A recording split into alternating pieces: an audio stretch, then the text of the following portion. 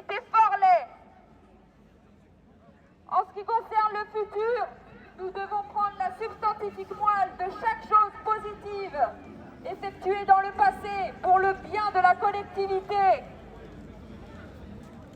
Pour cela, nous devons remplacer complètement l'ultralibéralisme qui a servi les peuples depuis des millénaires. Il faut un vrai capitalisme socialiste. Vous comprenez?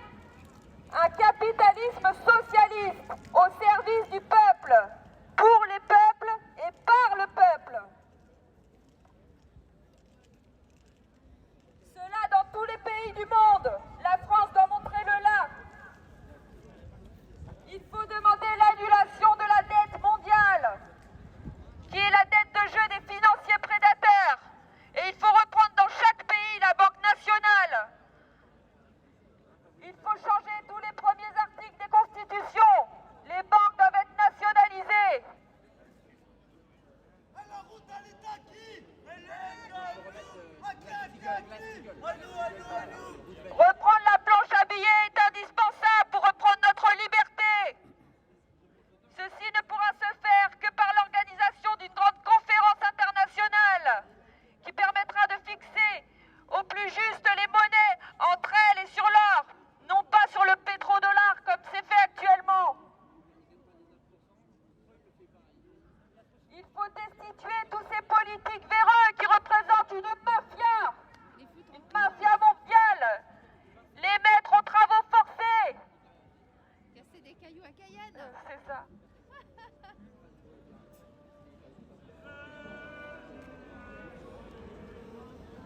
Que pensez-vous du fait qu'il y ait 2487 fondations, 2494 fonds de dotation, 103 compagnies d'assurance, 205 mutuelles, 1 450 associations, que des triplettes et c'est la population qui paye. C'est nous qui finançons tout ça, cette escroquerie. Vous payez tout ça de votre propre poche, en plus du CICE, en plus du non-paiement des charges sociales, des impôts des multinationales, qu'on paye à leur place. Sans oublier l'argent qu'on emprunte à l'agence France Trésor de Bercy, avec des taux d'intérêt exorbitants. Et en plus les emprunts de la banque Dexia, qui nous surendette depuis des années. Il faut faire un grand ménage dans tout ça. Depuis 2008, les allocations familiales, les remboursements de la sécurité sociale, les complémentaires retraits des fonctionnaires ont été joués en bourse et perdus au marché obligataire, sur la place londonienne de la City, sur le compte du CAC 40 et des compagnies d'assurance comme Malakoff Médéric. Il y a trop de banques d'affaires. Il y a 383 établissements de crédit, 160 banques traditionnelles, 90 banques mutualistes, 8 banques en ligne, 10 néobanques. C'est beaucoup trop, ça ne sert qu'à prédater. Il faut renationaliser les grandes entreprises. EDF, par exemple. On renationalise ce qui est vraiment pour l'intérêt public, grâce à du crédit productif public et des taux d'intérêt très bas, pas comme ceux que les banques privées nous imposent. Et les autoroutes, elles sont à qui? Elles sont à nous. Oui, mais il faudra qu'elles redeviennent à Elles nous. doivent être nationalisées, renationalisées. La liberté, c'est se débarrasser de l'énorme bosse ultralibérale qu'on trimballe, nous les peuples, depuis des millénaires, en devenant intelligents et clairvoyants. L'économie, ce n'est pas si compliqué. Il ne sert à rien d'écouter les édictocrates comme Nicolas Dose ou François Langlais.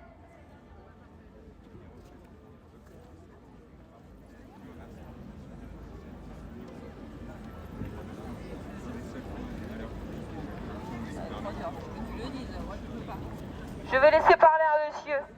Allez.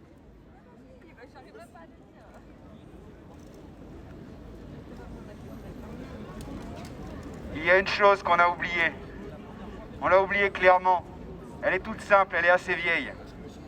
C'est que les représentants du peuple français, constitués en Assemblée nationale, considérant que l'ignorance, l'oubli ou le mépris des droits de l'homme sont les seules causes des malheurs publics et ou de la corruption des gouvernements, ont résolu d'exposer dans une déclaration universelle les droits sacrés et inaliénables de l'homme, afin que cette déclaration, constamment présente à tous les membres du corps social, leur rappelle sans cesse leurs droits, mais aussi leurs devoirs.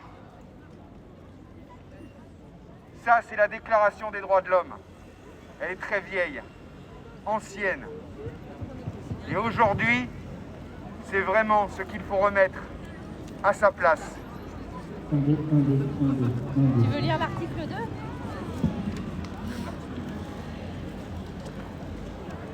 Alors, c'est l'article 2 de la Déclaration des droits de l'homme et du citoyen. Le but de toute association politique est la conservation des droits naturels et imprescriptibles de l'homme. Ces droits sont la liberté, la propriété, la sûreté et la résistance à l'oppression. Et l'article 9. Tout homme étant présumé innocent jusqu'à ce qu'il ait été déclaré coupable, s'il est jugé indispensable de l'arrêter, toute rigueur qui ne serait pas nécessaire pour s'assurer de sa personne doit être sévèrement réprimée par la loi. Très bien.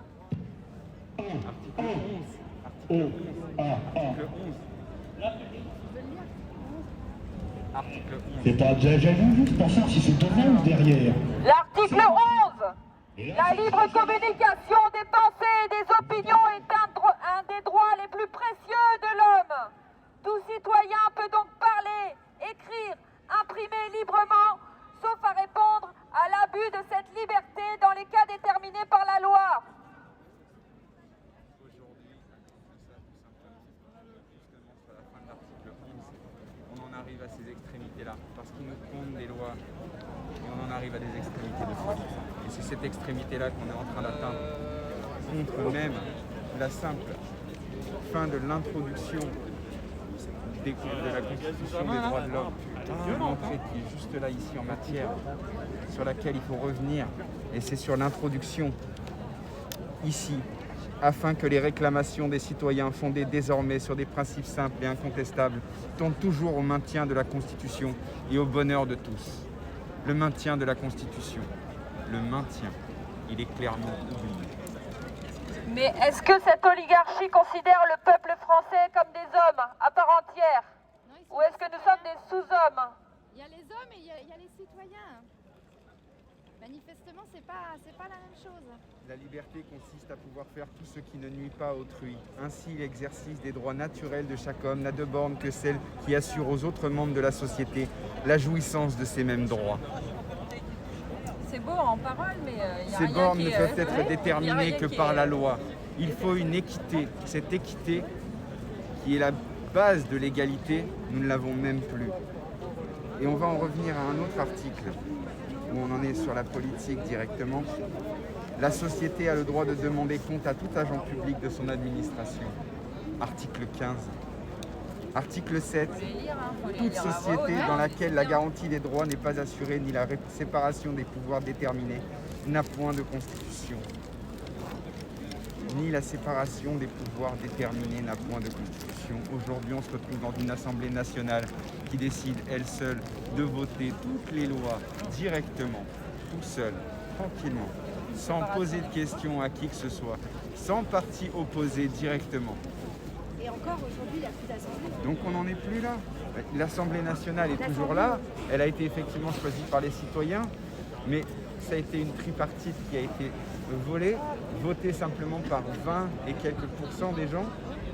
Et au final, on en arrive au désastre dans lequel on en est aujourd'hui. Si on avait une assemblée constituante de citoyens, tout simplement, on pourrait avoir un droit de veto et un droit de regard auquel il faudrait justement, sur cette nouvelle 6e République, sur le nouveau message, si des citoyens venant de tous bords, de tout métier, que ce soit moi en tant qu'étudiant en médecine ou alors d'autres qui sont tout simplement commerçants ou des chefs d'entreprise, tout le monde a son mot à dire.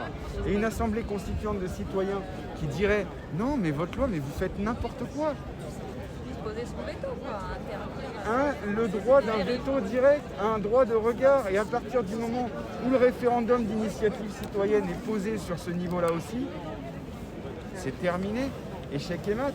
On leur dit, on veut bien que vous votiez des lois, effectivement, que vous pensiez à nous, parce qu'ils ont des technocrates. Et effectivement, il y en a qui sont spécialisés dans ce domaine. Mais aujourd'hui, c'est dévoyé. Donc on en est là. Aujourd'hui, ils profitent du système, mais ils sont plus là, c'est pourquoi la raison pour laquelle. La population française demande des...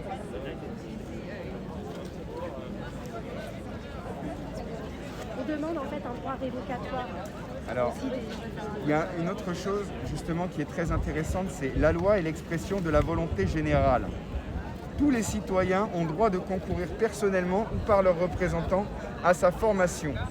Elle doit être la même pour tous, soit qu'elle protège, soit qu'elle punisse.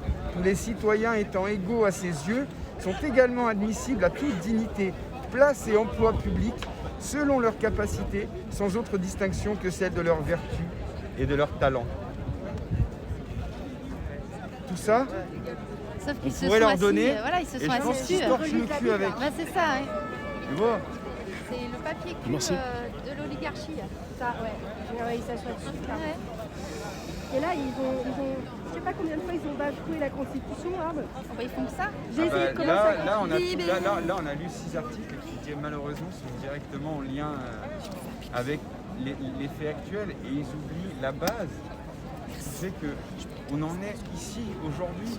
Macron, il a viré 25 000 lits depuis qu'il est arrivé en tant que ministre de l'économie. Certes, c'était sous Hollande, mais en tout, aujourd'hui, on a perdu 25 000 lits.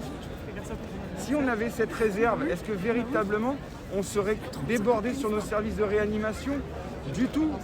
Pourquoi? Parce que nous, on a nos 5 000 lits en réa, on en a 4 700 qui sont effectivement pris. Mais si on en avait 25 000 de plus, on serait à 30 000. Moi, je suis désolé, mais je fais un calcul rapide. De 5 000 lits pour 30 000, on est à combien? On est à 15% de saturation des services de réanimation. Est-ce qu'on serait tous obligés d'être confinés directement avec 10 à 12%? On n'aurait même plus besoin de déprogrammer les opérations, de créer le mal-être actuel, de voir des personnes qui se suicident parce qu'ils arrivent au bout du chemin. Mais c'est n'importe quoi. Et derrière, tout ça pourquoi? Pour économiser quelques millions d'euros, on est en train de perdre des milliards avec une stratégie du choc terrible.